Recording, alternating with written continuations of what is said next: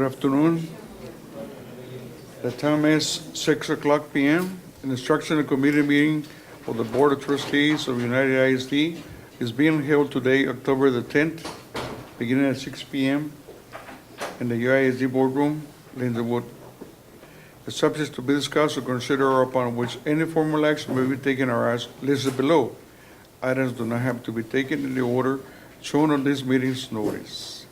Number one, listed below are the instructional items to be reviewed by the instructional committee with recommendations for actions to be made at the next regular board meeting. Letter A, actions items to be reviewed by the regular board meeting on September the 20th with recommendations to be made by the instructional committee. Number one, approval of district improvement plan, DIP, and campus improvement plans, CIP. Good evening, Mr. Ramirez, Mr. Santos, and members of the audience. This evening, I bring before you the campus improvement plans and the district improvement plan for your approval. Our district improvement plan is based on the 5 goals that the district has. And so within it, we are addressing several initiatives that will target our different areas that are tested by STAR. We will continue to address our special education population and our ELLs. As you can see, we're addressing them in the area of reading, in the area of math, in the area of writing, science, and social studies. And we go by the percentages that are given to us through PBMAS. We also target our English learners mainly through our TELPAS test. Depending on how our students do, that's how we determine our objectives and performances for the following year. We also, within our plan, target our special education and 504 students to make sure that they are appropriately served. Within our plan, we address our college readiness to make sure that our students do well in PSAT and different areas. We also look at the SAT. We look at level 3 in STAR across our elementary and middle schools, and we look at our recommended high school program. Dual credit is also looked at, and we do have initiatives addressing that. For the 4 courses that we offer as dual credit. Additionally, our district improvement plan will look at goal number 2, which focuses on safe and nurturing environment. Within that, we assure that we look at in and out of school suspensions. We look at our dropout rate, and we look at objectives to address our attendance. Goal number 3 focuses on our family and community engagement. We look at increasing parental involvement. Goal number 4 focuses on keeping highly qualified teachers, and so we have initiatives and strategies that will address that.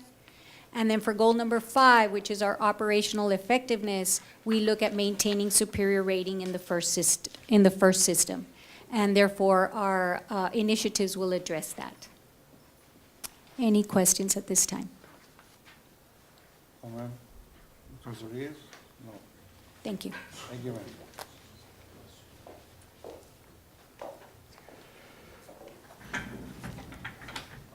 And B, letter B.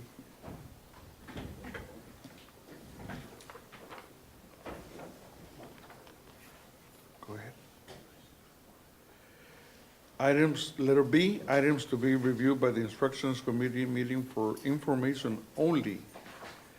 Number 1 to 2016-17 Bilingual Department Program Evaluation and TELPAS results.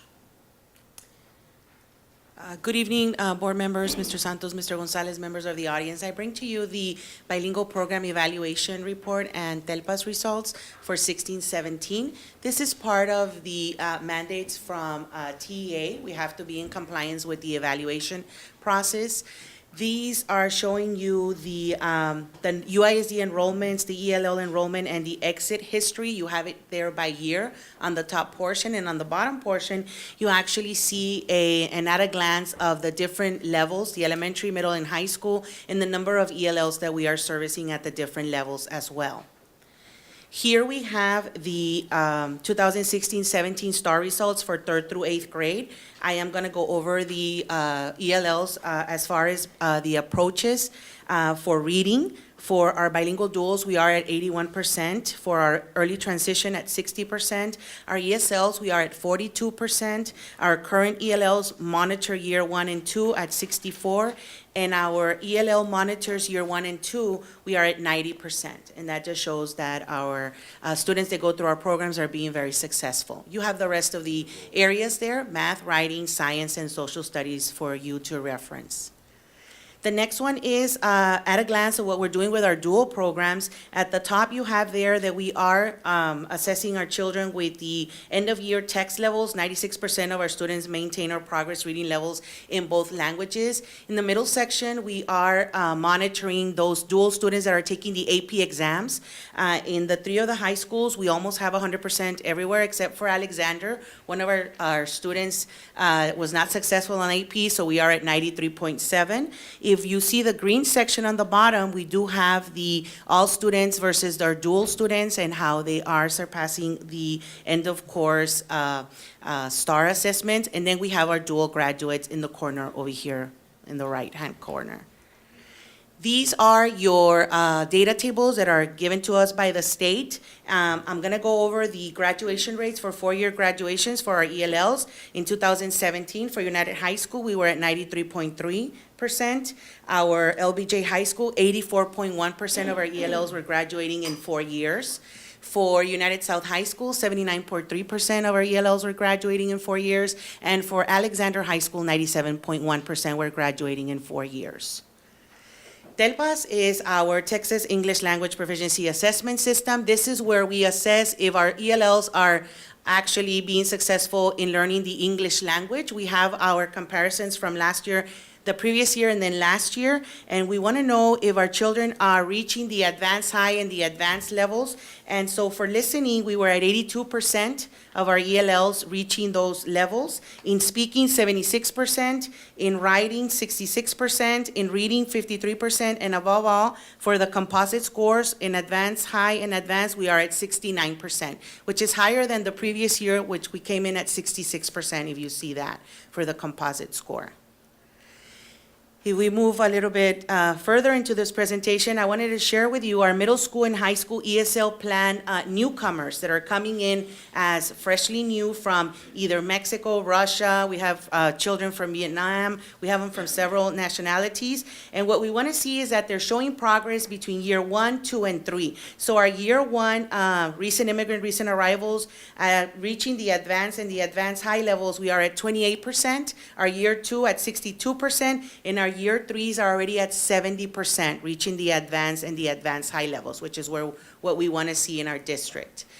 In this form, it's not very clear there, but what we want to see is all green. It should have been green, but it's kind of gold.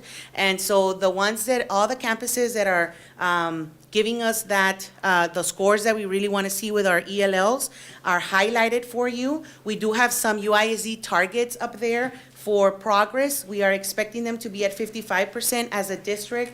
We are at 63.7 for advanced high, 1 to 4 years at 28.6, and the target is 20%. And for 5+ years with advanced high, the target is 35%. As a district, we are at 52.1%. So in all these areas, we surpass our target? Yes, we are surpassing the targets.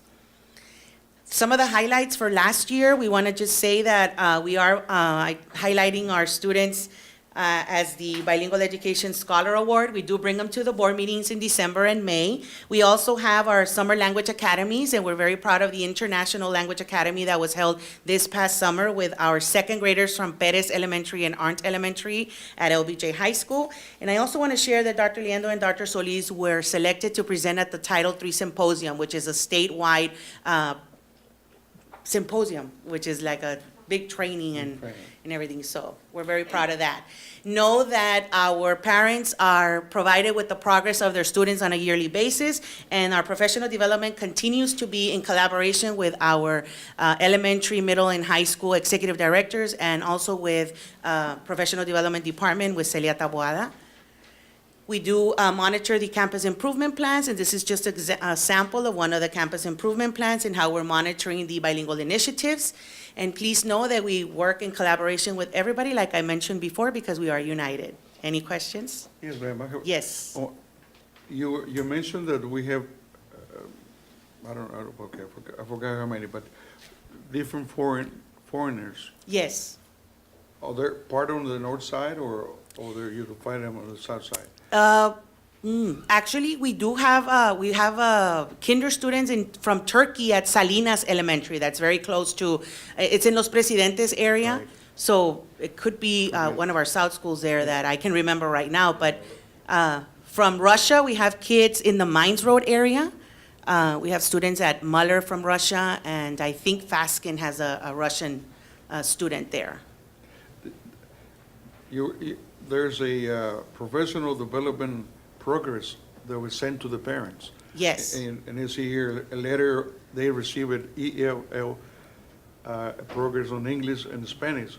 I mean, do we send to the parents, the ones that are Turkish and the ones that are in Russian, do you send them something like that, or in English only? Well, Because of the Spanish, of course, I understand for the Yes. Mexican Americans. right. And honestly, Mr. Ramirez, we do try to provide our parents with their native language, but the parents that are here, like from Russia, they speak English. They speak English and Russian. So the child is dominantly Russian, but we do try our very best. To communicate with them. Yes. We do have our home language survey in Vietnamese and in Russian already because of those parents, special parents. Yes. Any questions? No, thank you, Ms. Pope. Okay, thank you. Ms. Bonfano. Thank you. Stay.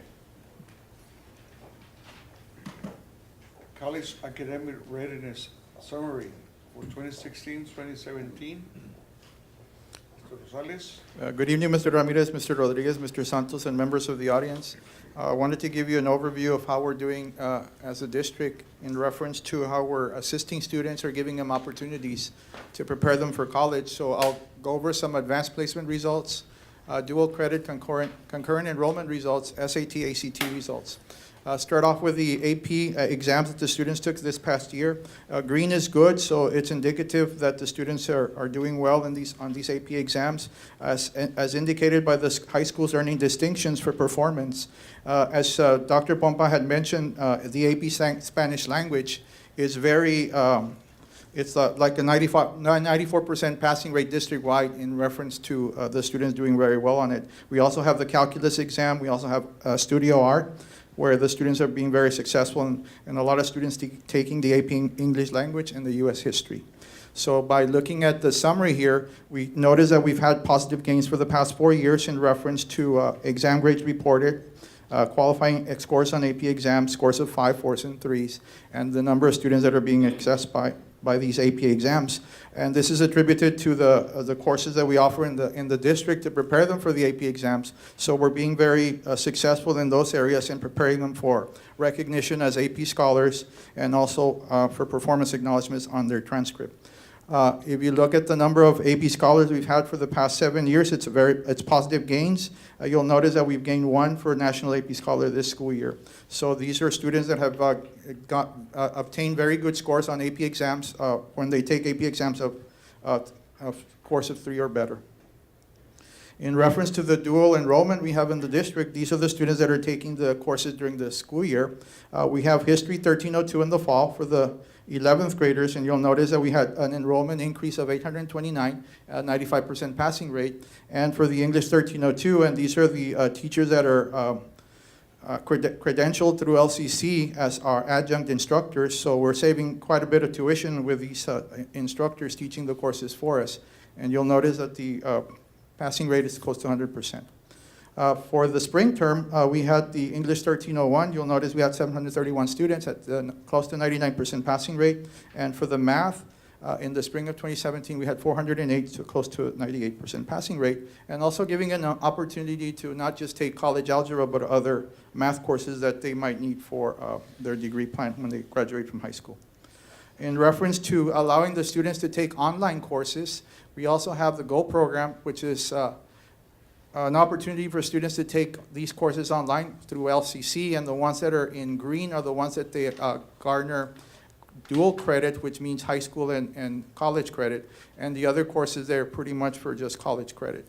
But we had a total of 423 courses that were being offered this past school year. This year, we have about 214 students taking these courses in all these courses that are listed. Go back to 93% passing rate for these 423 students. And then we have the students that are currently taking English, History 1302 and English 1302. Again, 839 and 702, which is, again, saving the district about close to $197,000 in tuition since we're using our own English teachers as instructors. This is the new UT on Ramps program that we're offering through the University of Texas in Austin. We currently have 65 students in pre-cal, and now we have physics, offering physics for the first time, and we have 79 students enrolled district-wide. And the ACT composite scores, we have positive gains as well for the district, but you'll notice that in terms of participation, we had 60% participation, so distinctions for some of the campuses because of the fact that we had 60% participation thanks to the Gear Up program. And you'll notice that we are still positive gains for district versus the state. In reference to the SAT, we also have positive gains for the past 7 years. Again, 70% participation due to Gear Up.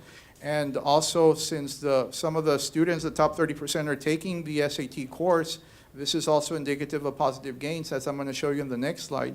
This is the new SAT score, so you'll notice that 958 is for the district compared to the state, but for the students that are taking the course, it is above 83 points compared to 958, so we're above the state at 1,019 if the students take the course in reference to the new SAT scores. In terms of what we're getting down the pipeline, this is the class of 2021. You'll notice that they're leading the state and the nation in terms of PSAT scores, so that is also a very good positive gain. Do you have any questions? Questions? Thank you. Questions, sir? House Bill number 5, Summer Internship Pilot Project Collision for Apprenticeship Patterns and Economic Development. Yes. Good evening, members of the board, Mr. Santos, members of the audience. This past summer, Ms. Sylvia Purcell, founder of CAPID, which is a coalition for apprenticeship partners in economic development, initiated the HB5 Summer Internship Pilot Project in collaboration with United ISD, Laredo ISD, and the City of Laredo. This is a project that streamlined the governor's tri-agency task force goal of linking education and industry. The project provided summer internship opportunities at various departments within the City of Laredo. Of the 59 students that participated, 40 of those students were from UISD, and they contributed over 2,332 community credit hours to the program combined. I'm happy to announce that we will acknowledge those students next week at the board meeting. At this time, I would like to acknowledge Ms. Sylvia Purcell, which is the founder of CAPID. They are here today to say a few words about the success of the program, and Dr. Lita, chairman of the board for CAPID.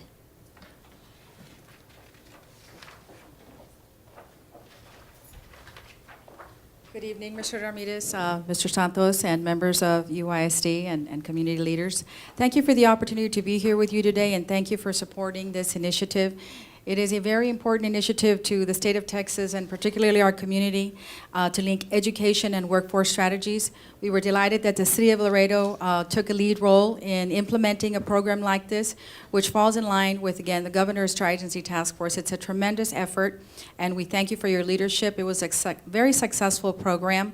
The students particularly it was eye-opening experiences for the students to hear their feedback and their engagement, to see that there are jobs in our community. You know, we lose too much talent to better-paying jobs in San Antonio, Austin, and anywhere else. And we hear a lot that, oh, there are no jobs here, but really there are a lot of jobs, and their employers say, well, we don't have any skilled trained force. Well, this is what this sets out to do, is give the students an exposure at a very early age. And if you look in your report that we put together in terms of the outcome and recommendations for next year that I hope you will engage in, one of the visions that we have to get these students exposed to the industries If you visit our website at capit.us, we list our primarily key industries in our region, which are 10, and few of them could be strengthened. Everything that we're doing is based on best practices, and again, it falls in line with tri-agency efforts. But really, what our vision is to have, and we had this meeting with Mr. Santos and some of your leaders, having videos of the international trade industry and what that industry entails and what those jobs are. Having videos for hospitality, for STEM fields, for the CPAs, for law firms, and having that exposure to the students with it beginning at 6th grade would be very important. 6th and 7th grade. That way, by the time they get to 8th grade, where they have to choose that endorsement for their career pathway, they have an idea of what jobs are available here within our city. And then hopefully that would align them to their high school and their college degree programs. And we would be glad to answer any questions. I would like to invite Dr. Lita, the chairman of our board, who's been really instrumental with his years of wisdom in helping us just kind of get grounded here. Thank you. Thank you. Thank you, Sylvia. Thank you very much, members of the board and the community, and also UISD. I feel very honored to be part of this initiative. One of the things that I'm particularly interested in is the fact that the governor's office brought together the Texas Higher Education Coordinating Board, the Texas Education Agency, and the business community, 3 agencies, in order to work on this initiative, put it together, and then encourage people such as ourselves to work on it. I feel very pleased. I had a chance to look at the results and also talk to some of the kids that went through this. One of the most revealing things that I heard from the kids multiple times is the insights that they derived from having experienced firsthand a potential job, a potential career, that path that they may want to take by engaging in the experience that we provided for them this past summer.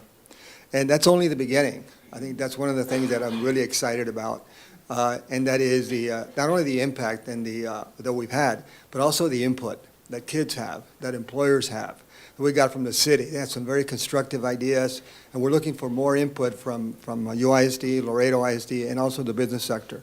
Give us additional ideas on how we can strengthen what we're already doing, because we know that working together, we can in fact help kids consider multiple options for career choices that perhaps they hadn't considered before. And this is part of our job and our commitment to the students, to the UISD, LISD, in our community, that we want to make those opportunities available to all the students. So we want to thank you for your cooperation and support. Thank you very much for this. It's a great thing for the students to receive any kind of knowledge for them to understand and teach them other things other than the regular programs that we have. It's great. Thank you very much. Thank you. Thank you, ma'am. Okay. Notice a public hearing for, I'm sorry? Go ahead. Can I read it? Yes. I mean, I can be quiet. Notice public hearing for IXL, Learning Student Success Initiative, SSI, Math Sources. Mr. Canales, please.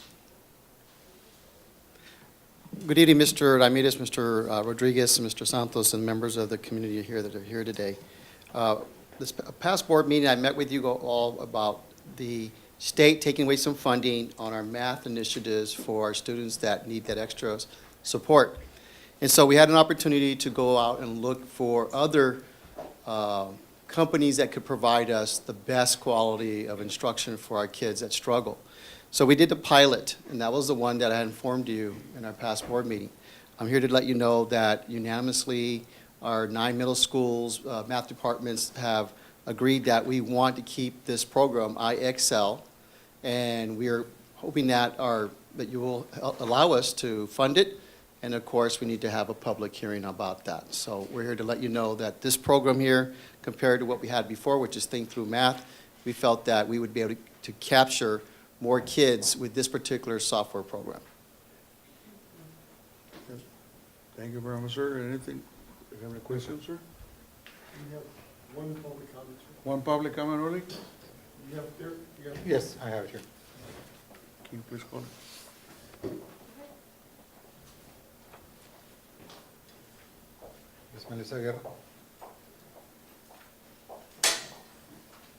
Hi, good evening. My name is Melissa. And we're here today because we wanted to speak in behalf of the District Improvement Plan.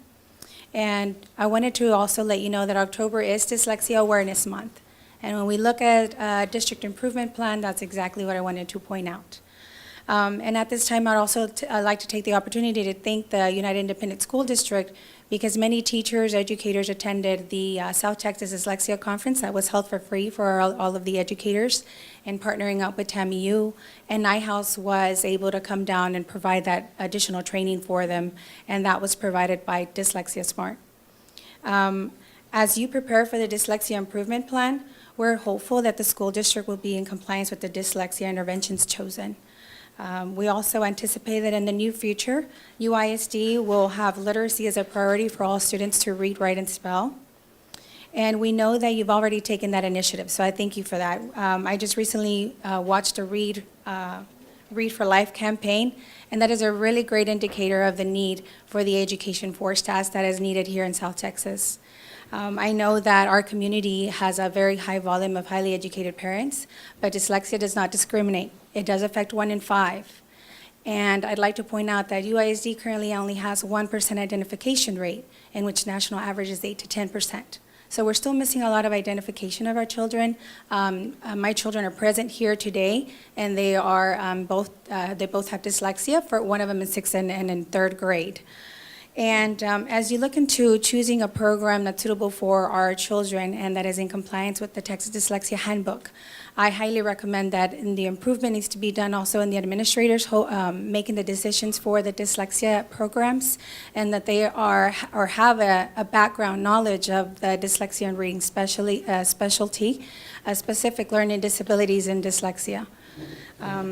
I would also like to add that currently in Texas, there's 48.7% of inmates that are undiagnosed dyslexics. And we don't want our children of our community to end up in that situation. And I know very closely from personal experience how easy that can happen. And that is why we took action as parents to take care of that.